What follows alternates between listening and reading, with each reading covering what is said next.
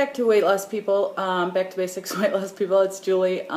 This is, I think, the end of week. I believe I'm going to be on March 1st. Anyway, I have just gone to the grocery store, and for those of you who know me, know that I don't live in the United States. I live overseas,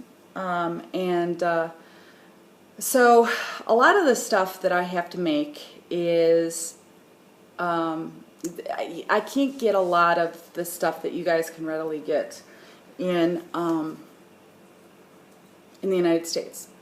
And that has its big drawbacks and its huge pluses. Big drawbacks are I have to make everything. Well, most everything. I can buy Quest bars and get them sent here, but that's about it. And protein shakes, that kind of thing. I mean, I can get that. I can get protein, powder protein. But I wanted to talk about why I actually have come to realize that I'm pretty fortunate not having access to stuff. The best of, or whatever. It's interesting, you know, I was back in the United States for Christmas to visit family and everything, and I'm sorry if this is like tangentially thinking, but I'm kind of winging it because I've been thinking a lot about this. But I gained 20 pounds in the United States, and I'm desperately trying to lose it because it was so easy to eat there, and the portions were big, and I kind of gave myself permission. Let's be honest. Anyway, so I put it back on 20 pounds. I'm not happy about it, but, you know, that's where I am. That said, I think I'm very fortunate because I can't buy stuff here. I can't get, you know, once in a while I might be able to find Tostitos here. You know, ooh. Once in a while I might be able to find chocolate chips from the United States. Otherwise, if anybody ever wanted to make chocolate chip cookies or anything like that, you have to buy the chocolate, cut it up, all of that kind of stuff. So I'm very fortunate in that I have to make everything myself. It means a lot of really good basic eating. And I wanted to talk about basic eating and how you do that when you work, because as you may know, I'm a teacher, and teachers work really long hours. So I get to work at 7 in the morning and leave about 6. So, you know, I'm there about 11 hours a day. And the cooking, you know, I don't have a lot of time for it. And, you know, my husband, my oldest son lives at home. My daughter and my son are coming back for their spring break. My daughter's bringing her boyfriend. We're going to have 6 people in the house come March 4th. Anyway, so how do I do this? How do I juggle good eating with being on, at least for me, I do low carb and higher protein and try to limit processed foods. So that's the question, and I'm going to try and answer it. I'm in my kitchen. You can see it doesn't look much different. You know, a kitchen in Paraguay doesn't look that much different than a kitchen in the United States. It's a galley kind of kitchen. This is actually considered a big kitchen here, but it's not. It's like a galley kitchen. Why? Because people, at least in the countries I've lived in, Latin America, if you have a house, which not a lot of people have big houses here, but if you, and I consider a big house just like a normal house in the United States, if you have a normal size house for us in the United States, you will have a maid. and your maid will cook for you. I don't. So I cook because I don't want anybody cooking for me. And plus I cook better than most people here do.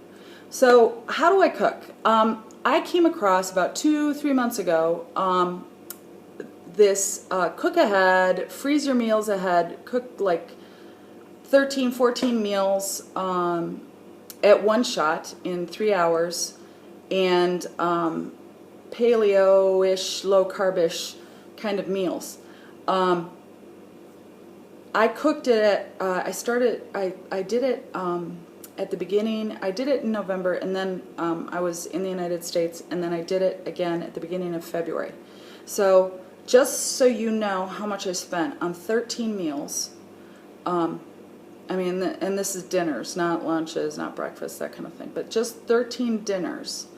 I spent $175, and the food here costs just as much as it does in the United States, and, you know, if I want to get fancy stuff like yogurt, yeah, yogurt's fancy, it can cost me more. So it's about even, the prices at least.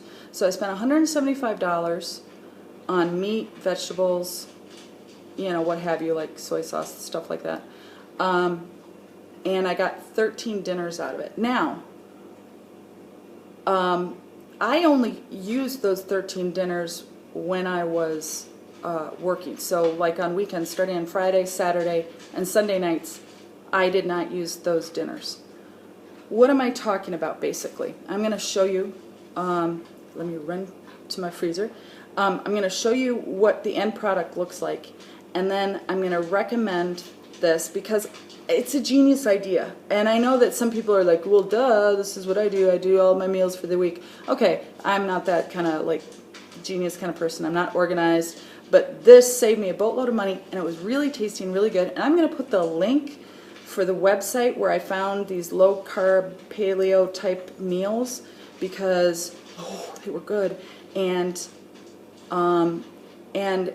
since my weight loss surgery, I mean, like, one bowl, like, the chili was really good. One bowl of chili, I could only, like, eat half a cup, but it was so good. And anyway, so I want to show you what the end product looks like, explain what it is about, and then kind of show you some of the food that I bought in preparation. Okay? Just a minute. Wait. I'm coming back. Just wait. Okay. See? I didn't want to stop there. I'm too lazy. Oh, and I hope this doesn't show backwards, because it looks backwards on my screen. Okay, so it says white chicken chili if this shows backwards, and I don't know if it will. Anyway, so you can see it's like a gallon-sized thing. You have to have a crock pot. These are crock pot meals, okay? I'm sure you could probably do it in the oven, but it's crock pot, okay? So the idea is you get everything ready and you put it in the bag. It's not like you're cooking everything that day. You're just preparing everything and putting it in the bag and then putting it in your freezer. And then when you need to work, you put it in your crock pot and you let it cook all day, and then you get home and there's no cooking, you just eat. It's awesome. Okay, so here we go. So white chicken chili, there's 2 cups of chicken stock in here. I can't buy chicken stock here, so I had to do chicken bouillon plus water. And then it says, when ready, place contents in slow cooker. And see, they have you write with pen on the outside so you can remember what to do. Isn't that awesome? When ready, place contents in the slow cooker, add the chicken stock, cook on low 4 to 5 hours. So my son Daniel is home right now, so I will call him at noon on Monday, and I'll say, Dan, put in the white chicken chili. And then it says, at the end, it says, you know, remove chicken to shred, return to pot, serve with cornbread, which I will not do because that's bad for me. But I probably will make brown rice for the kids to eat, because they will say this sucks because there's no carbs, and they hate that. But this is like an awesome thing. It it frees up my life to actually spend time with my family because, frankly, nobody cooks except for me. And it's low carb. You can make it ahead of time. You cook it in the crock pot. Genius. And the best thing about this is that I come home and I don't get those. I'm already hungry because I've been working, and I'm like, gotta eat, want to eat, and I don't feel like cramming my mouth with crap, and then at the end I'm not hungry and I don't eat dinner, and then I've gained, I've put all these carbs in my body that I don't want to eat. I know you know what I'm talking about. So anyway, that I will put the link down below. I highly recommend. This is like the best thing I've discovered in forever. And this is, so today, and this was the last meal that I had of 13 meals that I made at the beginning of February. It lasted that long. I don't know why, but maybe I think there was a couple days in there that my husband Steve and my son Daniel protested, and they were like, crockpot again. There is that kind of thing, crockpot again. And so we like had salmon a couple times and stuff like that. Anyway, but I did want to show you the fact that I have very limited stuff. I just got back from the grocery store here in Paraguay. And I am very thankful that I have limited stuff.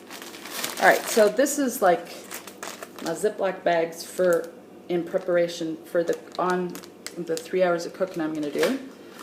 I can only get green apples here. They're at Granny Smith. But it's less carbs. What else? Just wanted to show you a couple. Oh, I can get some bean sprouts, which is nice. But like, I don't need these like today. These are sliced black olives, but I found them. So finding them means awesomeness. So yes, so I'm happy about that. Okay, so my son Daniel just came in, and so I had to he's still talking. He got a bad haircut, so he's mad. Tuna, I can only buy, just basic tuna. I can't buy any fancy tuna, not fancy like mayonnaise, not fancy anything. Basic corn, unsweetened corn, so it's less carbs and less starchy. Anyway, I could go on and on. This was a find today. This says in cubitos, which is like chopped up.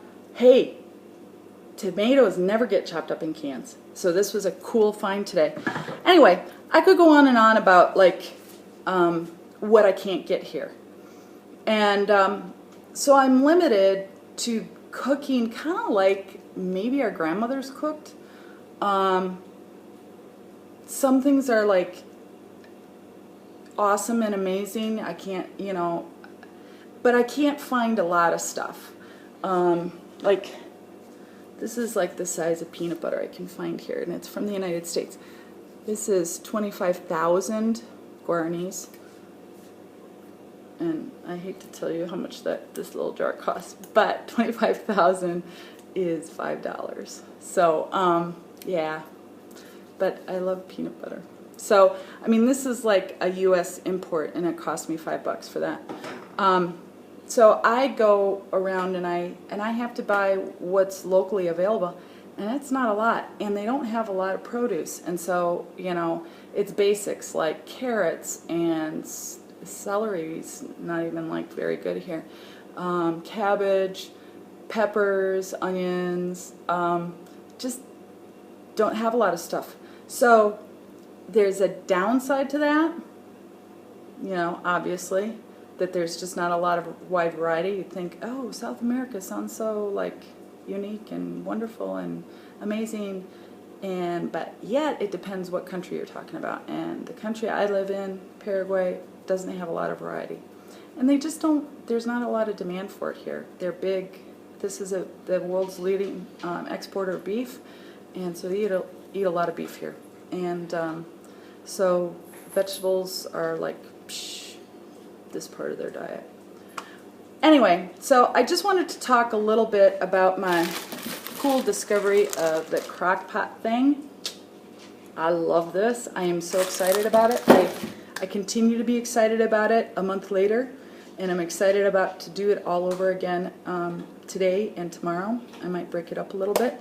And yeah, so I'm putting the link below, and I highly recommend it. It's great if you have a crock pot. Oh, you should use it. It's like God's gift to like working women. And that's it for this week. I hope you guys have a great week. And I think I'm seeing you next week again. So I will talk to you again next week. Bye.